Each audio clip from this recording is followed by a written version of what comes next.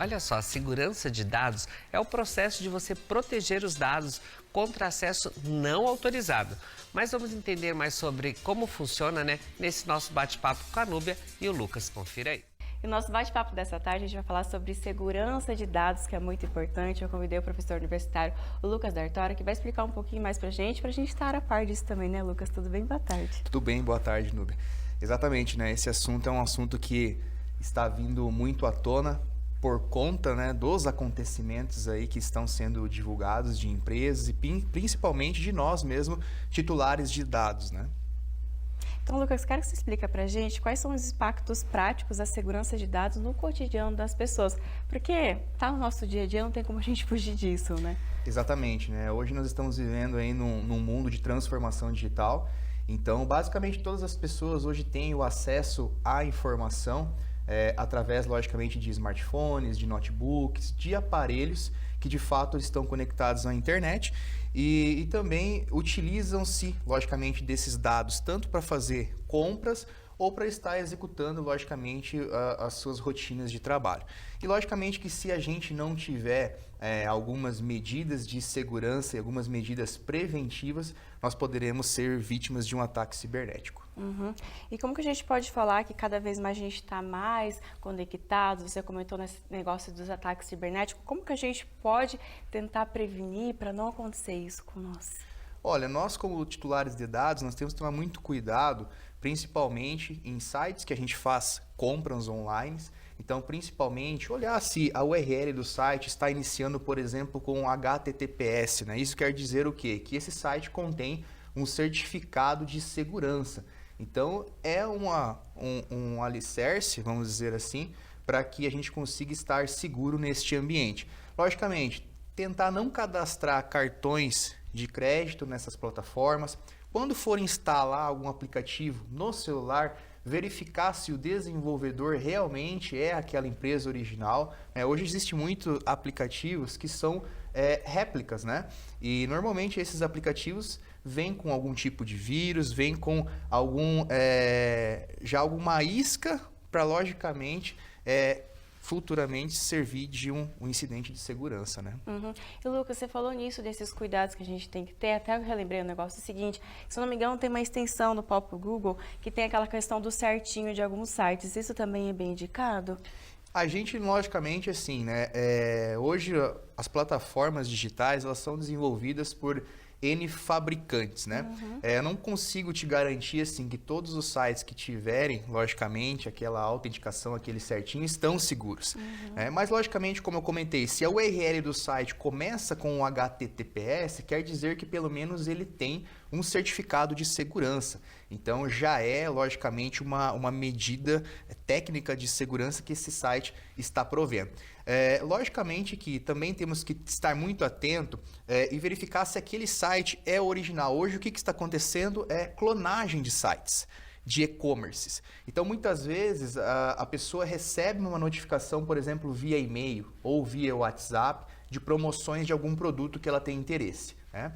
E a partir desse momento, ela acessa aquele site e o site clonado, ela não verifica a URL, acaba que informando, né, dados pessoais e sensíveis dela, e esses dados estão sendo captados por trás desse site pelo criminoso, né?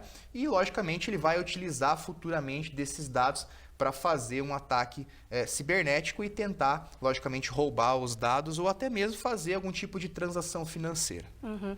E tocando nesse assunto de transação financeira, como você falou pra gente, as empresas, infelizmente, estão cada vez mais sendo vítimas desses ataques cibernéticos. Qual que é o impacto dessa segurança de informações para como um todo nessas empresas? Falando um pouco das empresas, né, hoje o ponto, vamos dizer assim, o alvo dos cybercriminosos, de fato, são as empresas. Por quê? Porque lá ele tem um retorno financeiro muito grande. Então hoje a gente tem, por exemplo, ataques ransomware, né, que criptografam informações. Então, a criptografia desses dados, se materializadas numa empresa, pode ocasionar o roubo e o vazamento de informações, como também a indisponibilidade de serviços.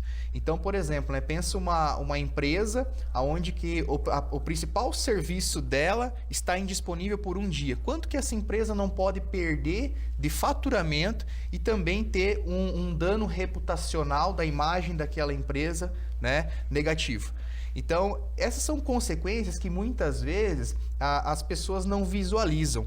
Acreditam que é só roubo de dados, roubo de informações, transações financeiras, mas indisponibilidade de serviço, dano reputacional da imagem da empresa ou do titular dos dados são também impactos negativos que ocasionam às empresas, né? Uhum.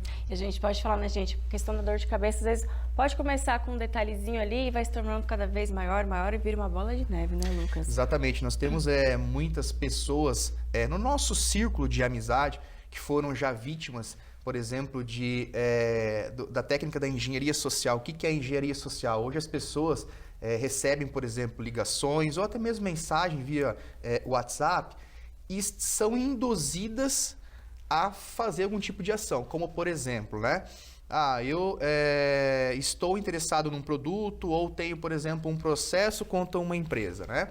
Uma pessoa que obteve os meus dados e sabe dessas informações, chega até mim via WhatsApp, via e-mail, qualquer meio de comunicação, e começa a me induzir a repassar informações a ela.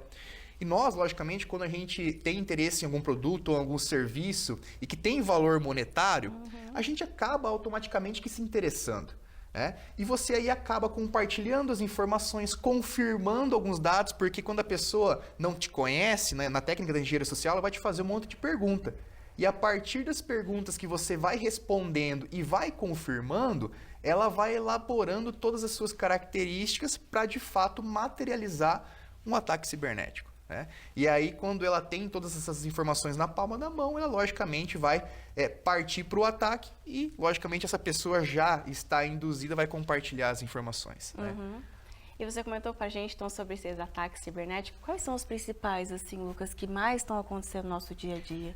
Hoje, os que estão em grande evidência é o ataque ransomware, que é o ataque que criptografa dados, né? Ou seja, né, o atacante ele invade a sua rede ou o seu próprio smartphone, criptografa os seus dados e ele pede um valor, normalmente em dólar, para resgate desses dados. Então, somente quando você pagar, ele te devolve os dados. E também não é uma garantia, porque já houve empresas que pagaram um resgate e não obtiveram seus dados de volta. E o outro ataque que está em grande evidência também é o phishing. O phishing, então, é uma técnica onde você recebe SMS, mensagens via WhatsApp e e-mails, contendo links, e esses links são maliciosos, aonde a pessoa está te oferecendo algum produto com uma promoção imperdível, algum tipo de serviço, e você se interessa, clica nesse link e começa a compartilhar informações através desse site falso ou desse aplicativo, né?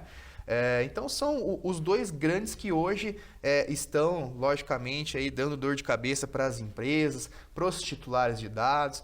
Então a gente sempre compartilha com as pessoas que de fato tem que ter o cuidado.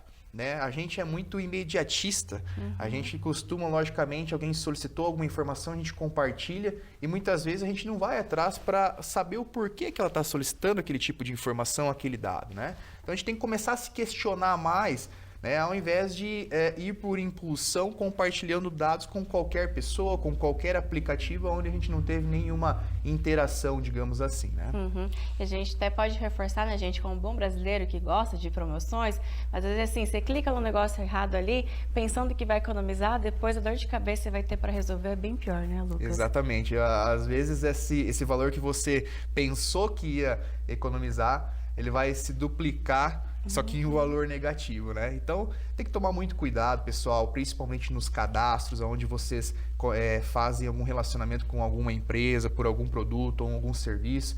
Então, sempre se questionar o porquê que você está coletando esses meus dados. Para que você precisa, logicamente que se a empresa ela vai agir de boa fé com você, ela vai te falar, esses dados eles estão sendo coletados para emissão da nota fiscal, esses dados estão sendo coletados para enviar para vocês possíveis ofertas e promoções futuramente.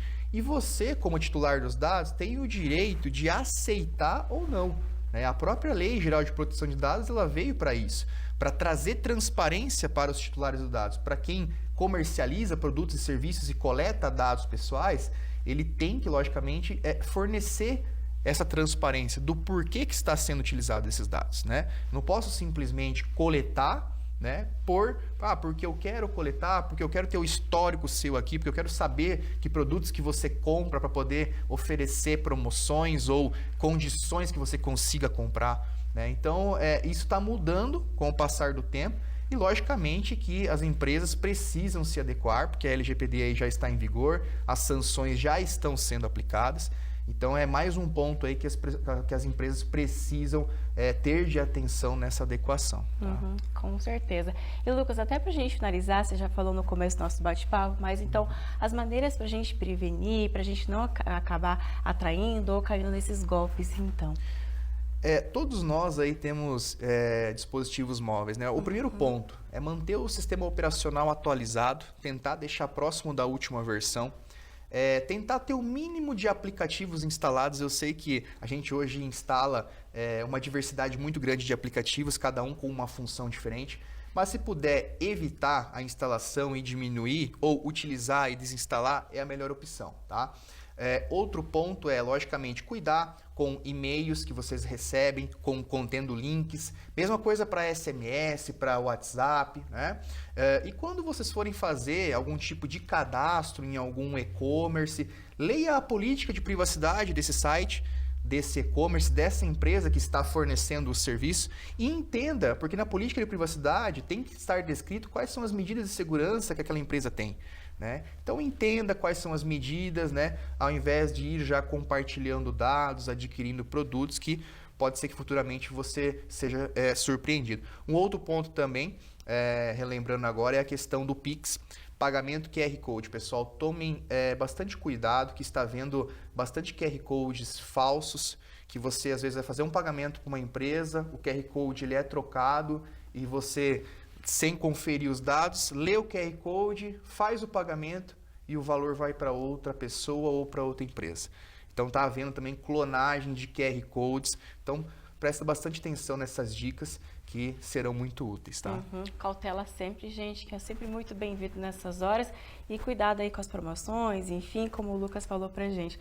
Lucas, obrigada pelas suas explicações, contar um pouquinho mais pra gente como ter esses cuidados. Inclusive, essas pessoas com um pouquinho de dúvida, esse assunto sempre rende, que tá no nosso dia a dia, não tem como a gente fugir, faça convite para as pessoas te acompanhando no Instagram. Quem quiser, então, saber mais sobre o tema, eu estou diariamente compartilhando postagens e também evidenciando esses cuidados através do meu Instagram, que é @lucasdartora. Então é isso, gente. Espero que tenham gostado e até a próxima. Quero aproveitar e agradecer o professor Lucas Dartora, né, por passar essas explicações pra gente aí, né, pra gente ficar ciente do quão é importante, né, a proteção de dados e para que não caímos em golpes, né, porque mesmo a gente falando tanto aqui sobre os cuidados, às vezes a gente acaba caindo em cada golpe.